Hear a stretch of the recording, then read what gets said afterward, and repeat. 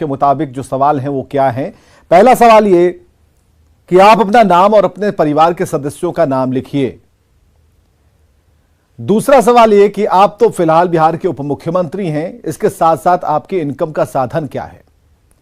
तीसरा सवाल ये कि आपके परिवार में आपके अलावा कौन कौन कमाते हैं, मतलब आपके घर में आपकी पत्नी या फिर अन्य सदस्यों के इनकम के स्रोत क्या हैं, सोर्स क्या हैं।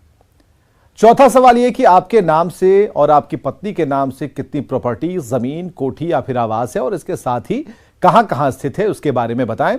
इसके साथ ही कितने कृषि योग्य खेत, जमीन या कारोबारिक प्रतिष्ठान हैं। सवाल यह भी था कि बिहार के पटना समेत अन्य जिलों में क्या आपके नाम से या फिर आपके परिवार के नाम से कोई पैतृक संपत्ति है या आपने खरीदा हो या फिर किसी अन्य शख्स द्वारा गिफ्ट या दान में दिया गया हो। सवाल यह था कि आप साल 2004 के बाद से अब तक कितनी कंपनियों के मालिक, निदेशक या फिर कंपनी के बोर्ड में शामिल हुए हैं, उसका डिटेल्स दें। सवाल यह था कि आप कितनी कंपनियों में शेयर होल्डर रहे हैं या किसी अन्य पद पर आप रहे हैं, उसके भी डिटेल्स दें। सवाल यह था कि क्या आप इनकम टैक्स फाइल करते हैं, अगर करते हैं तो पिछले 5 साल का ITR किस सीए के मार्फत आपने फाइल किया है, आपके सीए का नाम क्या है। सवाल था कि आपकी विदेश में भी कोई चल या फिर अचल संपत्ति है।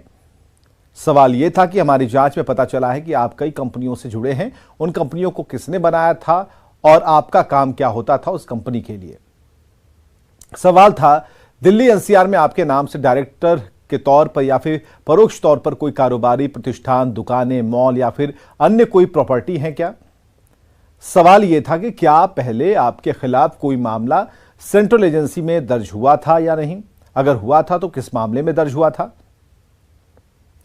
सवाल यह था कि आप अपने तमाम आय व्यय, प्रॉपर्टी और महंगे सामानों खरीद बिक्री से जुड़े काम खुद करते हैं या कोई और करता है। सवाल यह था कि आप पिछले 5 साल का ITR समेत कंपनियों की जानकारी, चल अचल संपत्ति संबंधित डॉक्यूमेंट की कॉपी आप कब तक हमें दे सकते हैं।